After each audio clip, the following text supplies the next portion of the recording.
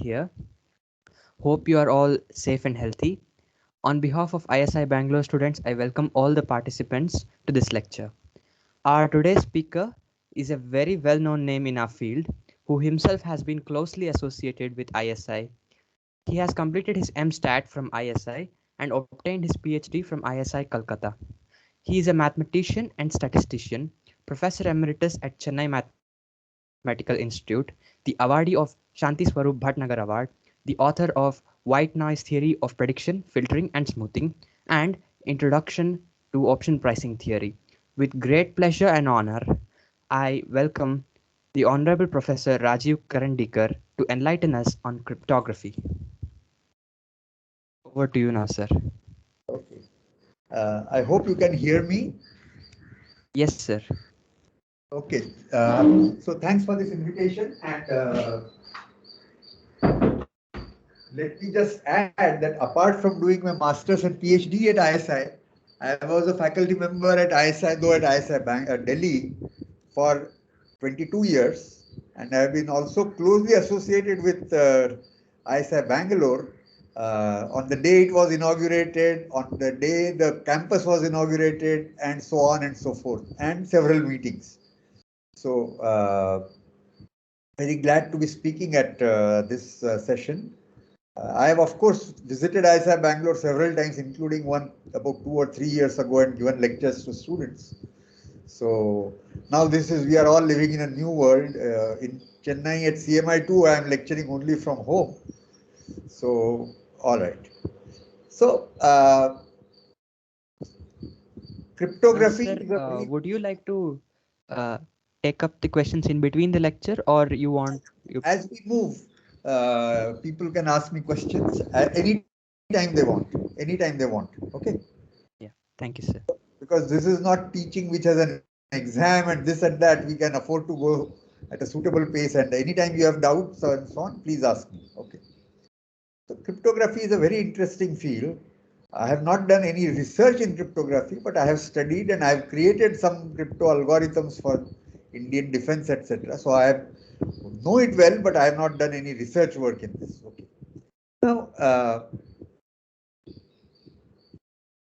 so cryptography's origins are very, very interesting. Okay. Uh, Firstly, what I hope by in today's world people know what cryptography means. It means when you want to send a message to someone, if someone just is able to obtain the whatever you have sent, they should not be able to figure out what you are talking about. Okay. So hiding whatever you are transporting, whatever you are sending. Today we are sending it on internet. In the past, they had to write it on a piece of paper and send. And as you can see, every big emperor who had a big uh,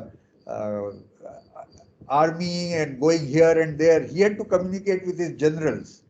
And while this may not have been the first one for which there is a record somewhere goes back 2000 years and more. Julius Caesar. And he had a scheme by which uh, whatever he wanted to convey, he could convey to the generals who may be far off. Okay, and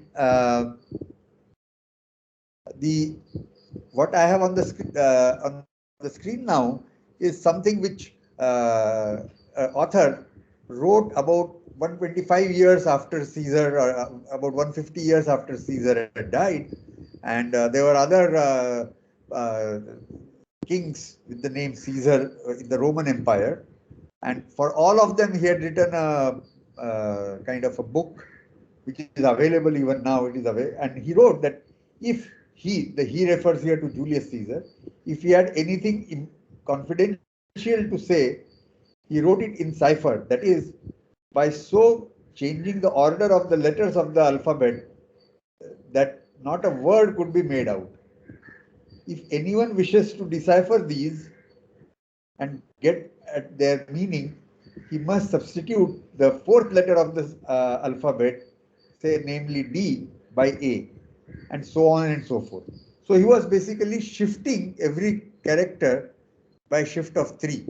You think about it as A to Z as written on a clock, uh, where we write 1 to 12, and then you just shift it by 3.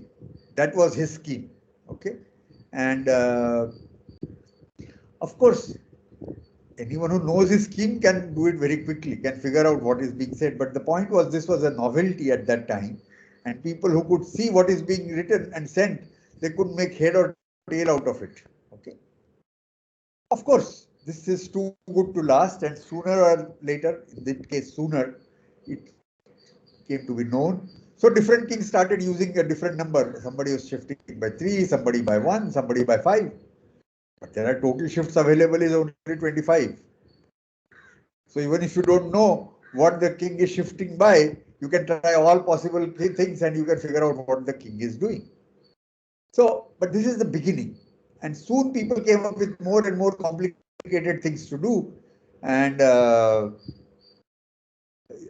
today on the internet, you can search. This one is called the Caesar cipher. Okay.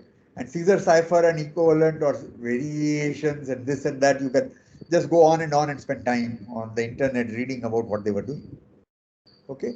Uh, about 800 years after that, around 1800 AD, there is a book published in the Arab world by I'm forgetting the name now, but who wrote about variations that were being used and what would happen if you don't use these variations, how you will be caught. So, by all these accounts, looks like at least for communication between the emperor and the generals who are on the field, this was being used, cryptography was being used, and as time progressed, they were making things more and more complicated so that anyone who is trapping it should not be able to figure out. Okay.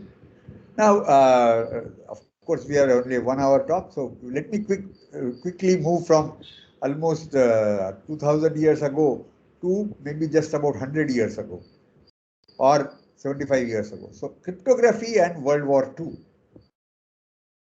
So, so those who are interested in reading about cryptography or are interested in general writings about mathematics, okay, they might have heard about this thing called Enigma cipher.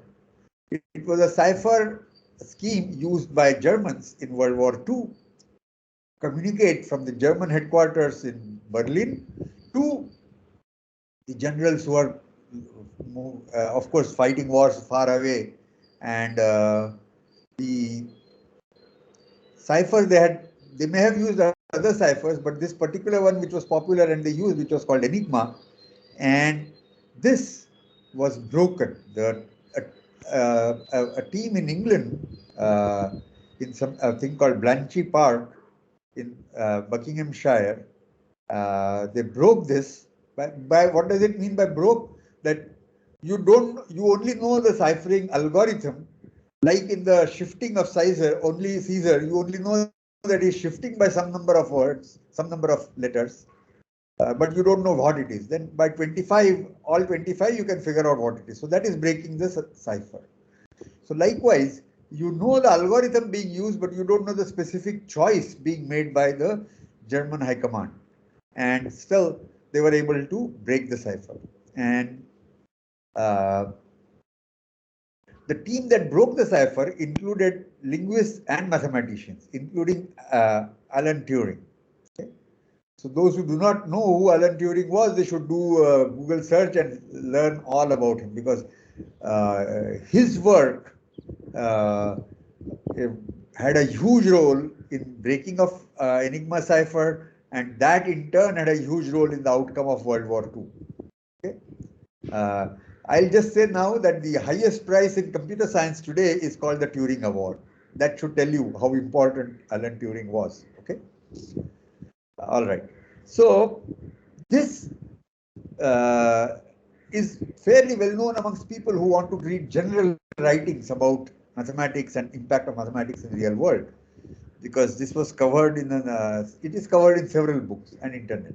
Enigma cipher. What is less known is the encryption telegram sent by German Foreign Secretary Arthur Zimmermann to the German ambassador in Washington, that also had an impact on World War One. This is lesser known, not that unknown, but perhaps not made its place in any big book which is popular. And the telegram was intended for the German ambassador in Mexico City, seeking an alliance with Mexico against United States. At that time, United States technically had not entered the war, but it seemed likely that they would sign with the allies. And then the German ambassador wanted that Mexico. Today, you might think that what will Mexico do even if it enters a war against USA? But these things keep changing with time. Okay, so at that time, of course, Mexico was less important, but they was important enough that they could create quite a bit of mess for the US. So the encryption by World War One already the telegram had started. So this, of course, computers had not started, but a telegram, and many of you may not know how telegrams work, but you can figure that out by reading about it. So, but the only way for a telegram to go from Europe to Mexico was for it to go from London to a place in US where there was a transatlantic cable through which the message could be sent. And London was, of course, at war with Germany, but US was not. And London had promised that they will not interrupt and intercept anything being sent. But of course, they were interrupting and reading. So to ensure that the message does not go, the Germans had used an encryption algorithm, and they sent it. The Britishers actually took it out, and their team was able to break it, just like the Enigma cipher breaking by Alan Turing and company. Okay, but from Washington, there was no secure way of sending it to Mexico. So what they did was they just sent it by telegram, regular telegram. And again, none of the students today would perhaps seen a telegram, but this is how telegrams were also in India in my childhood, or this is how I could write to my parents after I lived in Indore, my parents lived in Indore, and I would move from home to ISI Calcutta, then reach safely. I have to send a telegram, and this is how it would look to my parents. Of course, this is encrypted, and a message is written as a code word, and by itself it doesn't make any head or tail. But the UK team had broken what exactly it meant, and the breaking of this also had an impact on World War One. Maybe not as high as World War Two, but World War One, because they conveyed it to the Americans, and so whatever doubt they had on which side they should enter the war, it became clear, and they entered on the English side. Okay.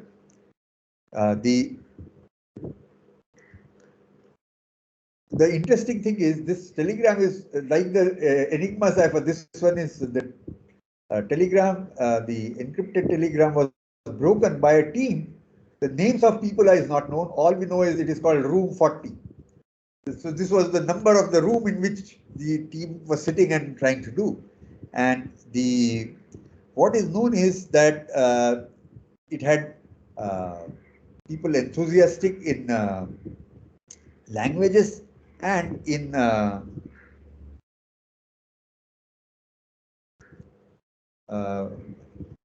that's it. There's no mention of mathematician of any kind being involved in breaking effort.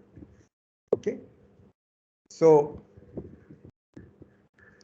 it had linguists, classical scholars, that means scholars in languages. So because of course Germany was not using English, but they were using their own language. So, and then crossword addicts.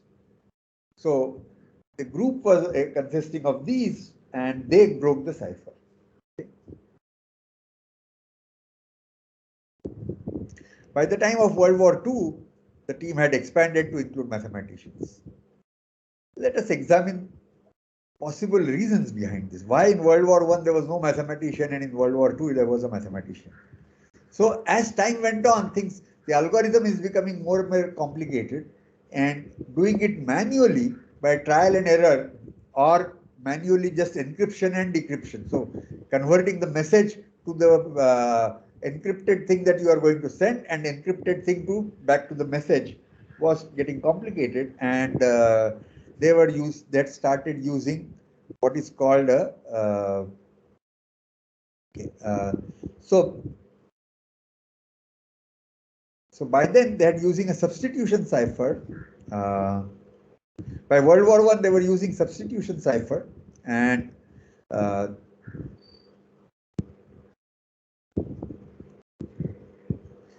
where you could do complicated things like instead of just shifting by 7, you can add 7, multiply by 9, modulo 26, and do more such operations. That could be done by hand, and they could still uh, decipher it by hand in World War I. By World War II, the time had already come to what was called a rotary machine. So now we have electronic. In my student days, these things still existed, but they were. You could do mathematical operations on by something which would look like a telegram, like a typewriter. Okay, and so this, if I don't know how well you can see this, but it looks like a typewriter here. The bottom 3 lines are typewriters, and then there are a few other things. Those few other things was you adjust, so your key or your secret mission or secret code, you use it to enter somewhere, and then you type your message, and what comes out in the print, this was like going into a printer, and the printed message would be a encrypted message. Okay, so more complicated operations than just simply adding and multiplying could be done using this rotor machine. Okay, and these were being used for encryption and decryption. And so by doing by hand was not possible. So mathematicians who could understand or who could say what all things this rotor machine would do, because the rotor machine, somebody could break it, somebody could take it out of one of the German entities, and the team will have what is the rotor machine being used. They won't know what is the setting set up by the German headquarters. Okay, but using the rotary machine, you could figure out what all things it can do, and then do trial error, whatever. Okay, so this is what was the Enigma cipher, and the secret key was used by setting the initial positions of the rotating wheels. So the top thing, I don't know whether you can see my cursor, but the top there of the black outfit there are what is like a rotating machines. So you set up that machine by choosing a secret, and then that is it. Okay, all right. So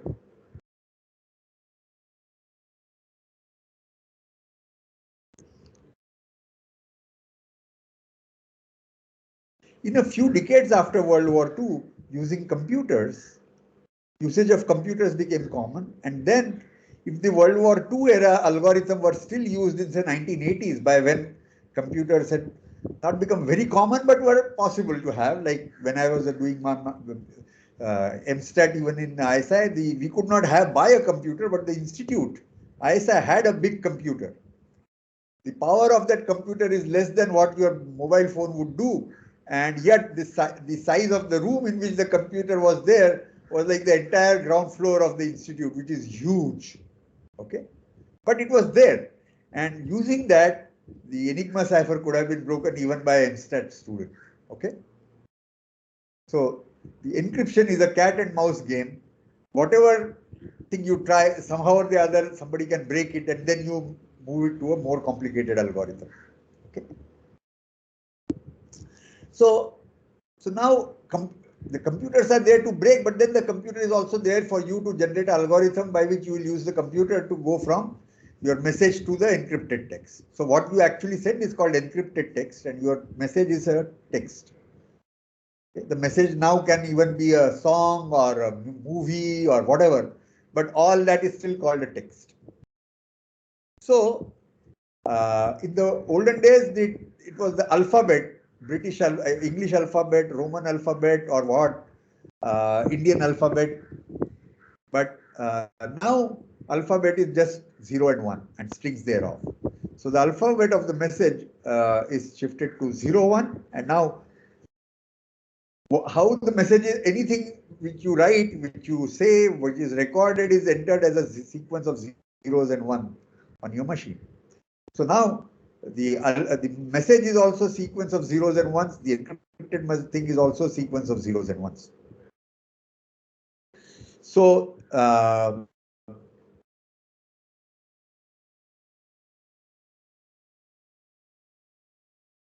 when the message as well as encrypted message is a long string of zeros and one,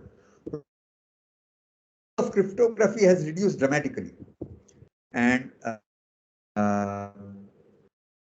now finding a pattern has distinguished from results of a random coin toss. So if there is any pattern, then you can say, okay, if there are a lot more ones and few zeros, or if you take any sequence of 8, then in that 8, the first one is always a 0, and then there is a certain pattern. So any pattern that you can trap can be a starting point for trying to decipher, trying to break the code. Okay, and if you cannot make out any pattern, it looks like a random coin toss, output of a coin toss. Okay? So if you toss a coin and you see a head, you write 1. If you see a tail, you write 0. And if you keep it doing repeatedly, then the number, what you will write on the piece of paper is called the outcome of a random coin toss. So what that means is that all you can say is, okay, this time there was a 1, this time there was a 0. But more than that, they cannot figure out what you are writing. So if your encrypted text is like output of a random coin toss, then there is no pattern. Okay? And thus, by this time, especially when you are doing it on computers, randomness has entered the picture of the entire system of encryption and decryption. Okay.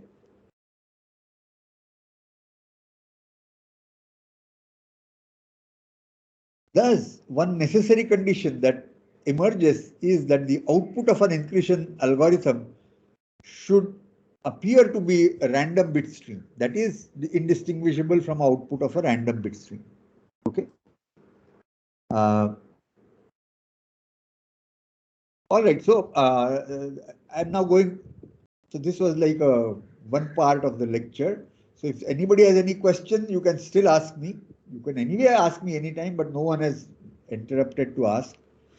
If not, I will move to the next theme as to, in modern times, what exactly do we need to use encryption for?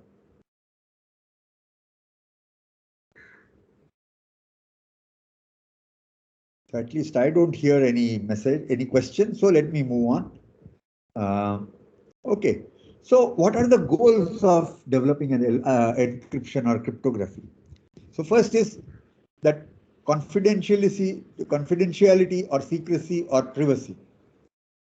To devise a scheme that will keep the content of a transmission secret from all but those authorized to have it, even if they get hold of the transcription of the communication, which is often sent over in secure medium.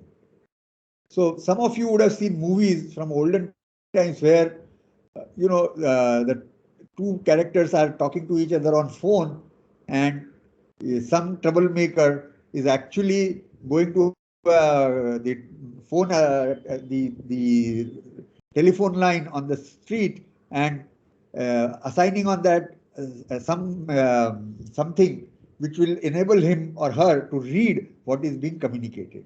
Okay. So that is, the communication is somehow, it could be easily tracked by anyone else.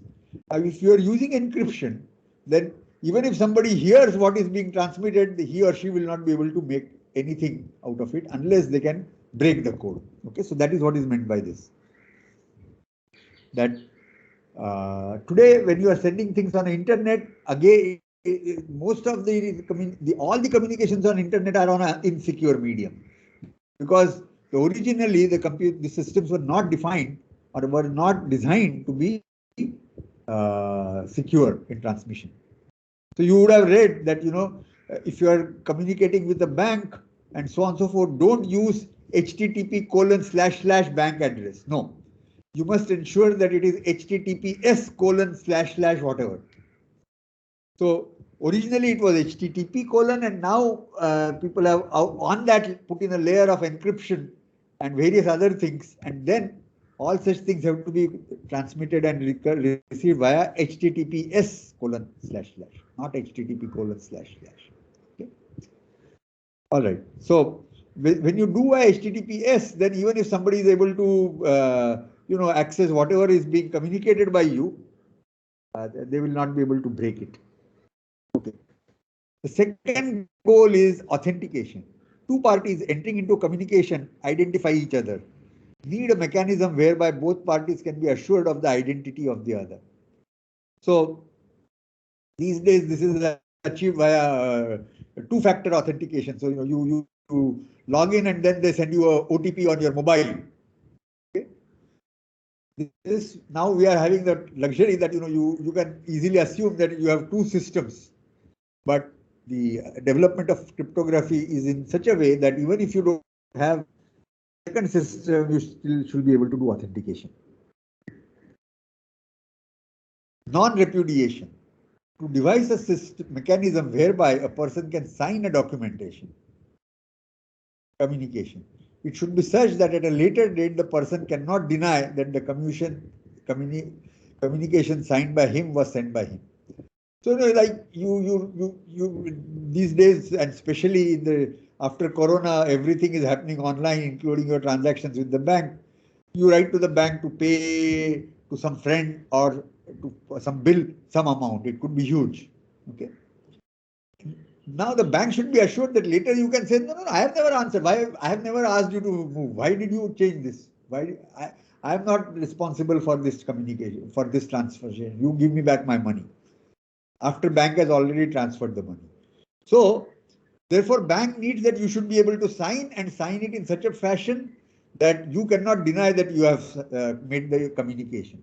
Even if you deny, the bank can prove to an authority that indeed it was a thing signed by you. Okay, so that is what is non-repudiation. And data integrity. Devise a method such that is able to detect unauthorized insertion, deletion, or substitution of data. So bank keeps whatever you send it to them, your current balance, everything in data. Now, it should not be possible for anyone to enter into the bank database and change the amount of money you have. So you have 100 rupees, you somehow get somebody to enter and change 100 rupees to a crore of rupees. Next day, if the bank system shows you having 1 crore of rupees, you can transmit that money anywhere else, right? So that should not be possible. So the bank should have a way of ensuring that the data stored by them is the data integrity of that data. All these are kind of cryptography things that are, and maybe 20 years ago, when you are telling this to students would have to only take your word for it. They don't know who will be using all these systems. Today, I'm sure most of you at least are aware, if not know very well, each of these four things that I have listed. Okay? Confidentiality, authentication, non-repudiation, and data integrity. All these are achieved by some kind of cryptography algorithms. Okay, and therefore its importance is immense. And each year the importance is just going up. All right. So now let's say confidentiality or secrecy. I'll be focusing more on this, but I just have outlined that this is not the end of it. There are other things. So a message M, and it is called plain text, but the message need not, it could be simply the MP3 file, or it could be an MP4 file, which is actually a movie. Okay, or the lecture, which is recorded, and it could be the thing of the lecture. All right. So, but the whole thing is called a message, and it is represented as M1, M2, Mn, where each Mi is 0 or 1. Okay. So, since the starting of all encryption, etc., was in plain text, now we are using it for more complicated thing, but it is still called a plain text. So, message is a sequence of zeros and ones, and let me call X sub d as the sequence of zeros and ones of length d. So this represents a binary string of length d. So message is a binary string of length capital N. Okay. So it is in Xn. A key likewise is a binary string of length p. So we all are used to saying password while logging in a thing, etc. In encryption world, it is like password, but we don't use the word password there. The thing used is key. Okay. So key is likewise a binary string of length p.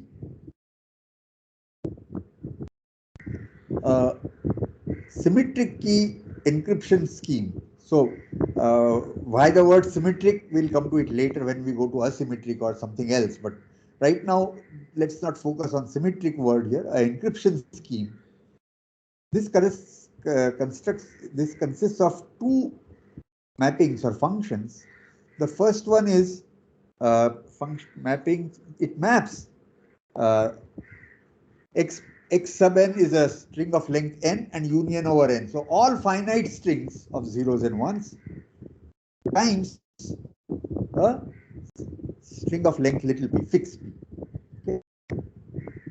And it transforms it to simply another string of length n, arbitrary length. And d is the hopefully the reverse of this, inverse of this. Okay, so E is called encryption, D is called decryption, and it is such that if you choose a M and a K, okay, and you apply E of M comma K, what you get is C. Then if you apply the algorithm D to C comma K, you will get back M. So the first one is encrypting the message M using the key K, and second is you decrypt the key using the key K. You decrypt this encrypted message you have received C using the key K, then you get D. So for this to work, the sender and receiver should have some other way of ensuring that the key they have shared is secret. So it could be that when the general is being briefed at the headquarters, they have agreed on a key, and the general keeps it to himself or herself in secret, doesn't share it with anyone, and then goes on to the war, and only for decryption then he can use the key. Okay. So the OTP thing can be used, that key K is a OTP which you are sending it on a second thing like a mobile, and then if the key matches or the OTP matches, then you can do encryption, decryption, you can recover, otherwise you cannot. So M is the message, K is the key, and C is what is called the ciphertext. So the sender and receiver have to agree on a ciphertext, agree on a key, and then they can do communication in such a way that anybody who gets hold of the ciphertext will not be able to make head or tail out of it. Okay. So the adversary will try to systematically recover plain text from ciphertext, or to deduce the ciphertext, meaning of the ciphertext, decryption key. Here are the different scenarios. In all cases, it is assumed that the algorithm being used, namely the maps E and D, the adversary has intercepted the communication channel and has access to the ciphertext, but he or she does not know the key K. Okay. The requirement is that without knowing K, the adversary cannot recover the plain text from ciphertext. So one kind of attack that an adversary can always mount once the adversary knows the algorithm being used, that is E and D, is to try sequentially all the 2 power p possible keys one by one, and then the message will be one of the outputs of the encryption scheme, encrypted function, decrypted. So the first thing that comes is that the p should be large enough. If there, like the Caesar cipher or its variants, if there are only 25 keys, you can try all 25 once, and we assume that the whoever is seeing this is smart enough to know if he or she traps the correct message, they will be able to figure out. Typically, if your message is an English text, then the other one are likely to be gibberish, and only the message will be the one which will have a meaningful English one. If your thing is a song, MP3 file, the all other things they will not even enter. They will not even be able to play it on any music system, but the right one will play. So there is always assumption that the adversary has some idea as to what is it that is being sent. Okay. All right. So the first thing is P should be at least 128. Anything less than 128 today with the computer systems and so on, you can try an all possible attack. Okay. So an example is what is called a stream cipher. So now I'm coming to an example. Any question, again, please ask me if what I'm saying or your reading is not making you at least comfortable, please ask. So now we have come to that your message is a string of zeros and ones. You can have a key is large enough, at least 128 bits, and then using the message and the key, you are going to be able to transform it and to get a hold of a D. Okay. So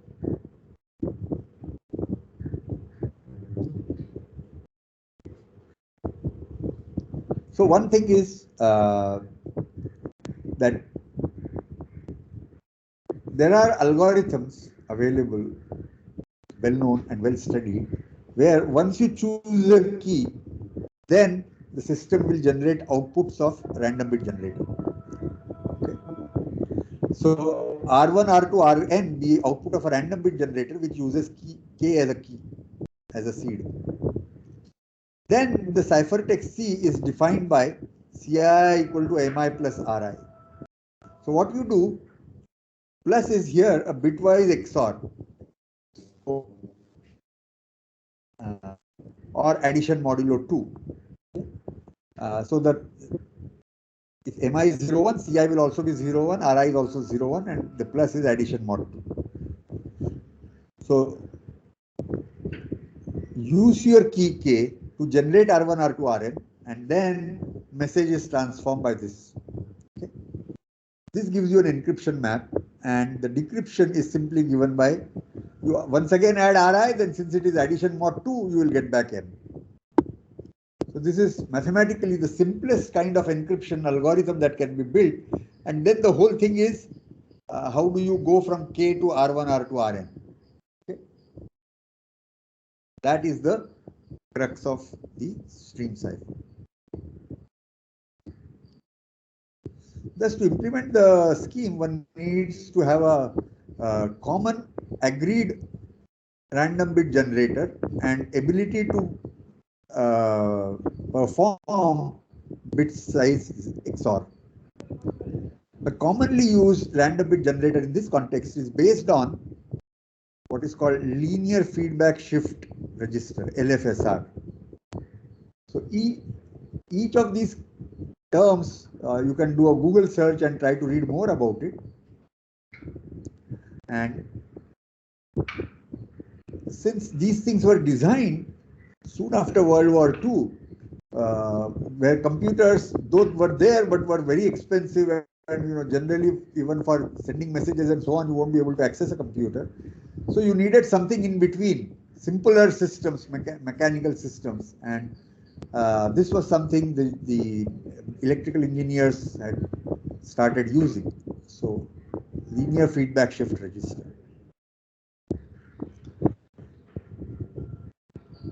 So let Px equal to 1 plus A1x plus dot dot dot AL minus 1 x power L minus 1 AL XL be a primitive polynomial of degree L over GF2. So now those of you who know a little bit of number theory and so on and related mathematics, you may know what is a primitive polynomial, what is GF2, this is Galois field of order 2, and so on. Those who do not know can read about it or just take it at face value. So there exist algorithms which can generate linear feedback shift registers. Okay. Now, uh, consider the set of polynomials over Galois field 2 with addition and multiplication modulo Px. Uh, so this is where we start using at least some mathematics, which perhaps even in a BSc course can be taught at least as a elective course, if not a compulsory course. In CMI, it is a compulsory course, but in general, in a college college curriculum, abstract algebra with Galois fields and so on may or may not be part of a required course, but it is certainly should be available as a optional course. So I won't go over it because quite a few of you are not may not have a background, but I'll be sharing my write-up, and perhaps this is being recorded, which you can see later. So do read up a little bit about Galois field and primitive polynomials and so on, and then you can see that how such algorithm can be built. Once you have fixed a primitive polynomial, then using a key you can start generating what can be thought of as a random bit generator. Okay. So once you have linear feedback shift register, you are able to generate a thing. I will skip this quickly, and the thing is that the one single linear feedback shift register, it gives you something, but it was soon found that it is fairly easy to break. Okay, and so people came up with a more complicated algorithm. So again, as I told you, there is a cat-mouse game. Okay, and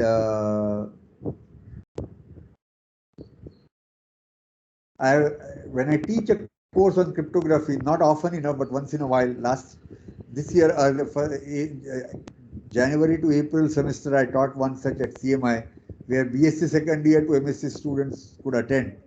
And without telling them how you can break it, I gave them some message which was easy enough to break, and gave them very broad outline as to what I have done in generating the message, and they were all able to break it.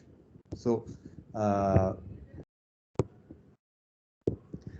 then people come up with more complicated ones, and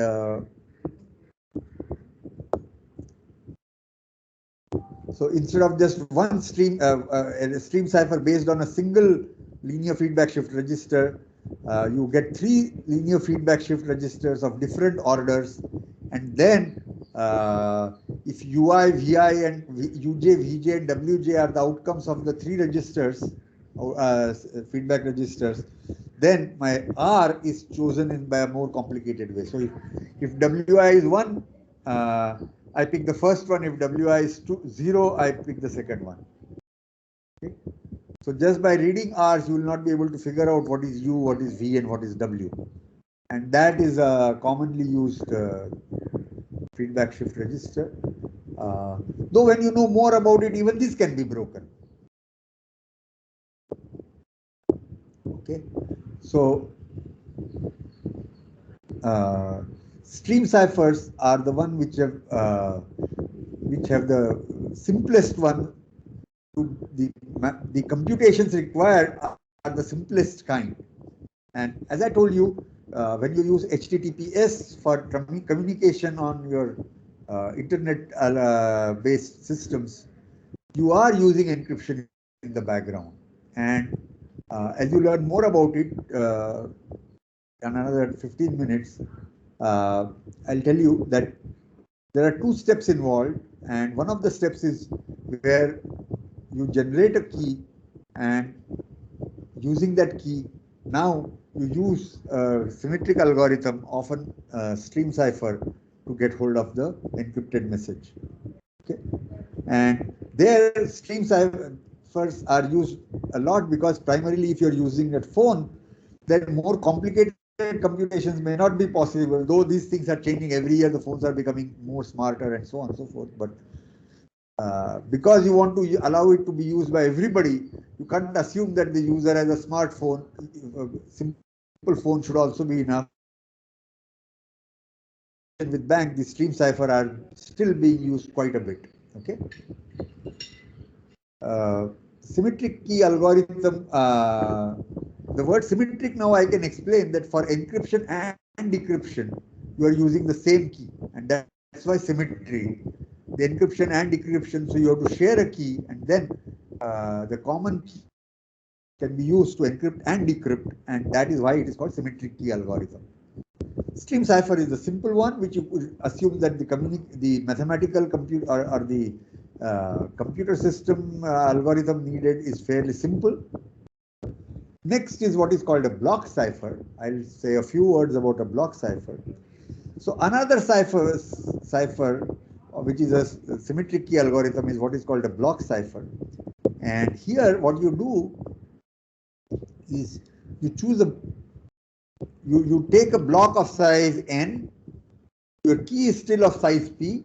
So a string of length n and a key of length p together is used to transform it to a string of length j. And then the decryption is the string of length j, and the same string of length p can be used to decrypt. And once again, m and k, if you encrypt and get c, and then c and k you can decrypt to get back m. So this is a common thing which was there in the symmetric key thing that we talked about. But in general, the length n can be goes to length j, and so on. The commonly used block ciphers are that the length is the same. Okay. And what exactly does the block cipher do? That now your message is an arbitrary length. So the message is a long one. Then suppose the message to be transmitted is m, string of length zeros and one of an arbitrary length. Then we write it in form as n can be written as m1, m2, mt, where m1, m2, mt minus 1 are all of the same length as required in our algorithm. And the last one can be anything of length 1 and n. Whole length is also allowed, or strictly less is also allowed. If it is length is less than n, you pad it by adding zeros or do something else there and convert it to a length n. So then each of our m's is of length n, and then apply our encryption algorithm. Then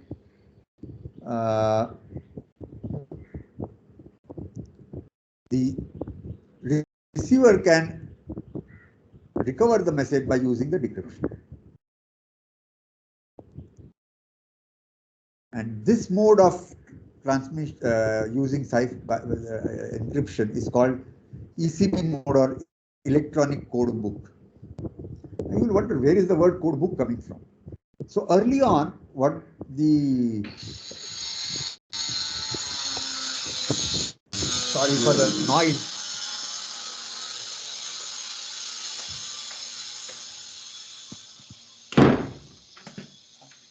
I've changed the room. Hopefully there is noise, but it is less now. Something happening on the road. Can you hear me? Yes. Yeah. Okay.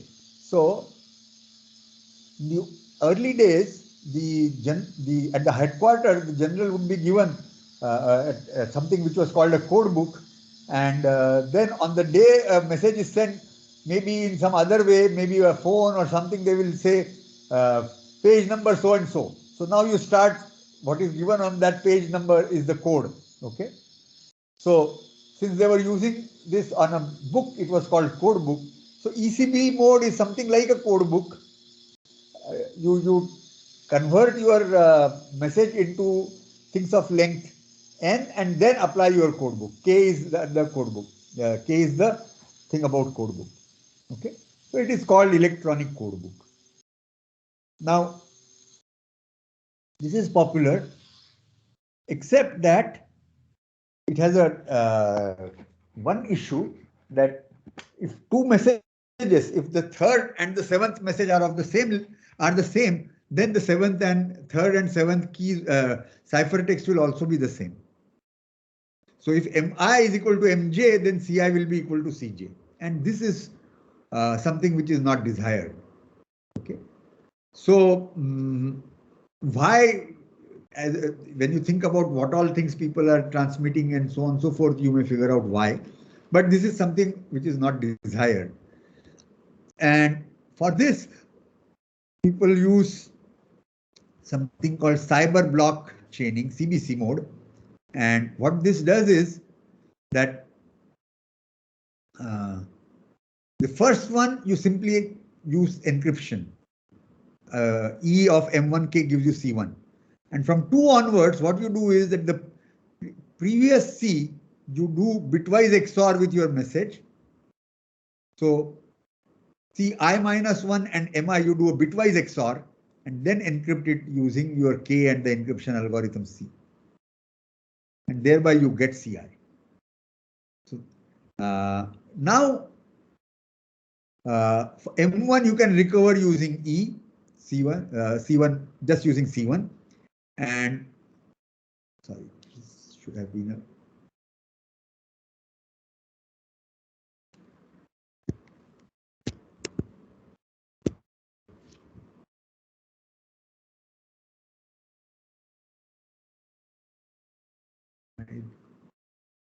okay. So now the correction has come. So M1 can be obtained by just applying D to C1 and K, and from then on, this also is a problem.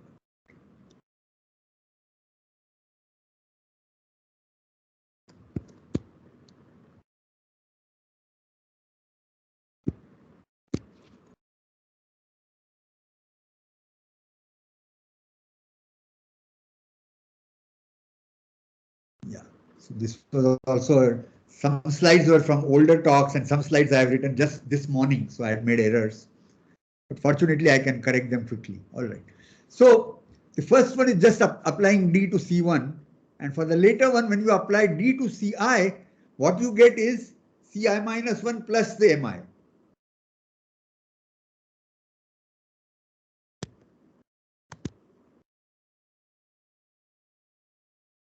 So if you do a bitwise XOR once again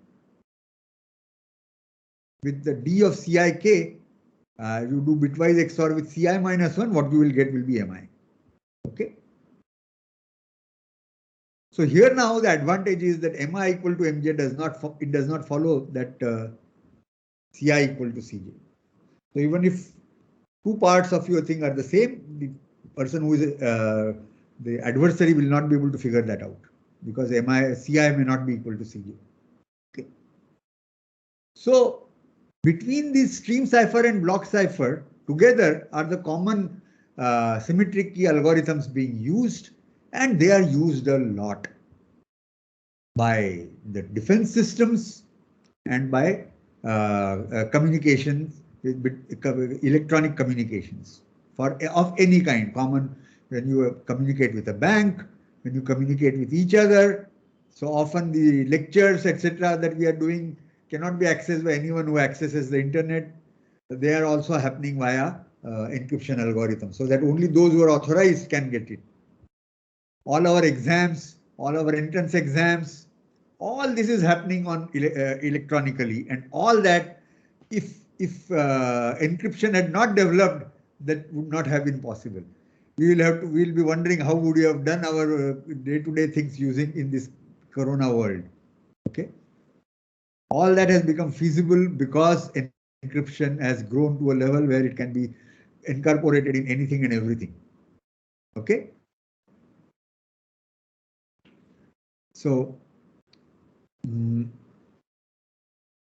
but the symmetric key algorithms still have a limitation. Namely, you have to share the key. Now, how will a bank share a key with you? In the olden days, they could have said, okay, to open the bank account, you have to come here. We will give you a key, you keep it secretly with yourself and use it anytime you want to communicate electronically. How will you do it in the corona times? You have opened bank account and you have not been able to go to the bank. Then what will you do? Okay. So it was soon found out that ensuring that a common shared key is already a limitation. And how would you use electronic systems when you do not have a common shared key? Interestingly, the theoretical people who are kind of mixed between theory, who are theoreticians but who are imagining how the world is growing and what all things will be useful in times to come, that figured out that they need to move out of the symmetric key. Okay. And as going back as much as about 45 years ago, or maybe 47, 48 years ago, in the mid 70s, people developed what is now being called a public key system, where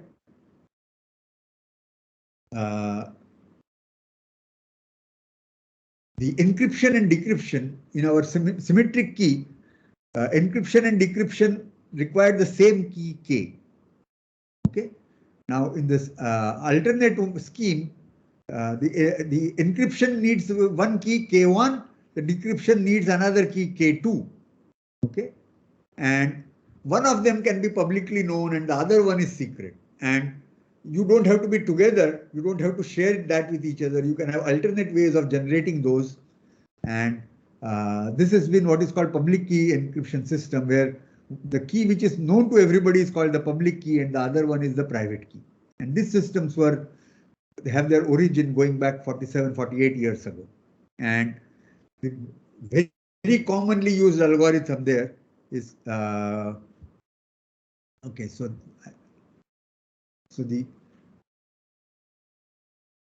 we have a public key crypto system where every individual makes public his or her encryption key, but keeps secret the decryption key. Okay. And this role can be reversed. The public key can be the decryption key and the private key can be the encryption key. Okay. So the algorithm is known to all and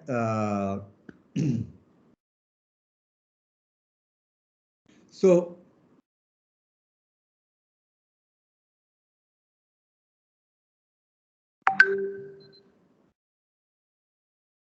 and the most known example of this is RSA. And I know that you are going to have a lecture on RSA, or you already have had a lecture on the RSA already. So I'm not, that's why I have put that in the end and not talking about it much. But it's there in the text, this my PDF, but which I'll share, but that's okay. So people may wonder that if public key system is known and is available for 45 years, why are we still talking of symmetric key system? Why can't everybody just use the public key system? The point is, the public key system is something, but it requires a lot more energy, you may say, or time, or computer system power. So it's not feasible to send entire, so let's say you want to share a movie, okay? The Netflix or Prime Video is sharing a movie with the people who have given them money. but they want to ensure that anyone else should not be able to see the movie. Okay, so what they do is they encrypt it, uh, but that encryption means that it has to be almost real time. To encrypt a movie of 2 hours, you cannot be taking 5 hours to encrypt. Okay, even if they have high computer system, at the user end, it should be possible to decrypt almost in real time. And that is not feasible with RSA system, which is secure enough. So what is done is that it's a combination of, let's say, RSA or equivalent public key system by which a key is shared, and the key is then becomes a shared key, and then you can use a public key, the symmetric key system, which can be used very fast for fast encryption decryption. So combination of the two is what is most often used till date. Okay. Of course, once the quantum systems become available to people, even this world will change, and these public key systems, which are considered secure today, will no longer remain secure once quantum systems start being available, and people are already working on how to use encryption, etc., once the quantum systems are available. Okay, so it is being called PQC, post-quantum cryptography. Already there are courses on it, people are teaching it, except that nobody can actually use quantum systems to break existingly used public key systems. But sooner or later, let's hope later, this is going to happen, and the theoreticians are already preparing the ground as to how to use it once the quantum thing becomes a reality. Okay. So this is something which is whose importance is is increasing day by day, year by year, and whether you use it for research or not, especially if you are studying mathematics, I think it is extremely important for people to know some real uses of mathematical systems or mathematical algorithms in real world, and quantum is only one of it, but it is becoming more and more and more important. Okay, so you should try to read at least some public things on crypto systems, and it's easy to do. Once you have a break from your exam studies, in between, you can watch a movie occasionally, you can speak with a friend, or you can search internet and start reading on what is crypto systems. So let me stop here, and my time is up, but maybe if there is a question or two, I can answer now, or you can always send me an email later. Let me stop.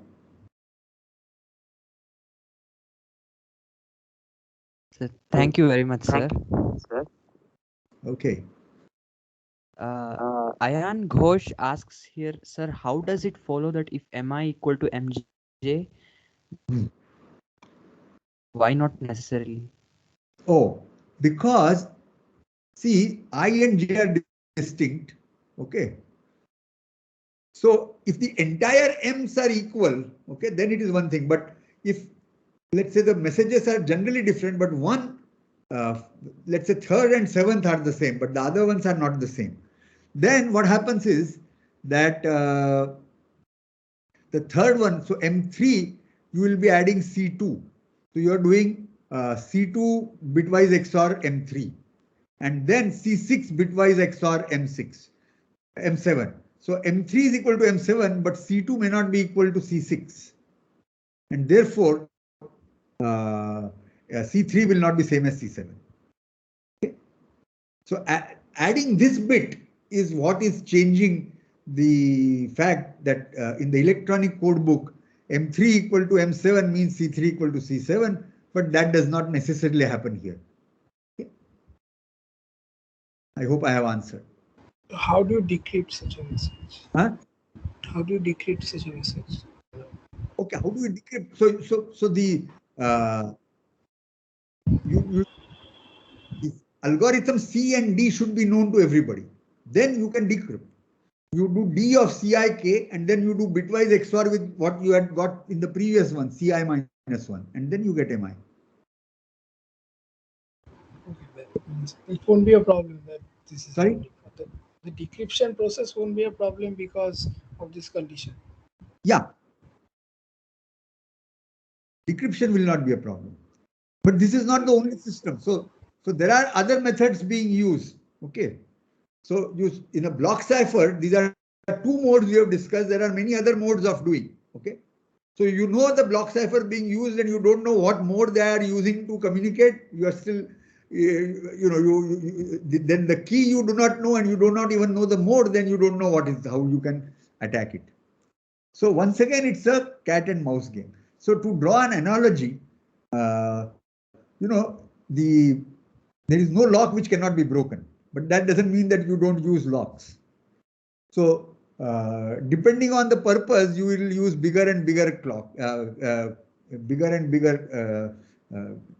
system for you. Okay.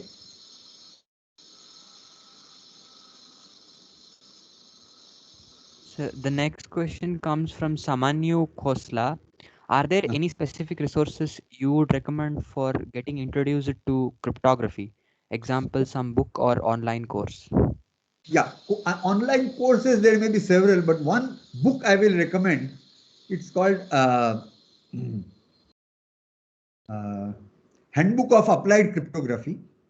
It's a book which is legally available for free download. Okay. Handbook of Applied Cryptography by 4 authors, and you just do Google Handbook Applied Cryptography and you will get hold of it. Okay. And legally you can download it chapter by chapter from the author's sites and read about it. Though it is about 25-year-old book, but it is very good, and especially for someone who is mathematically aware, it's a very precisely written book. But not all algorithms are there, proofs are there, but the statement will be precise, and the connection will be given where you can see the proof if you need. Okay, so that is something which I strongly recommend to all students which I teach a course. Handbook of Applied Cryptography.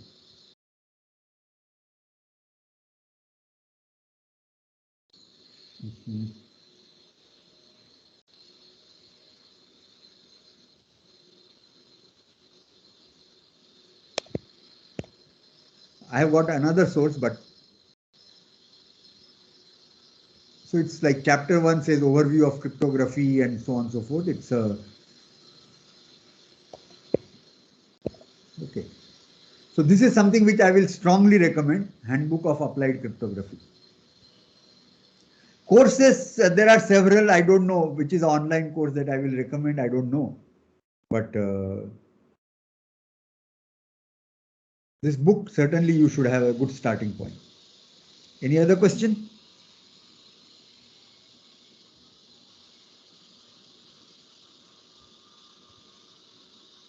If the participants have any other questions, they can ask now.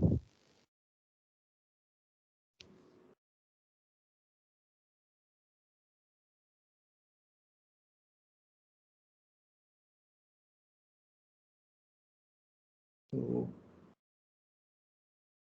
you can also write a question to me later on email if you think about some question later. Okay.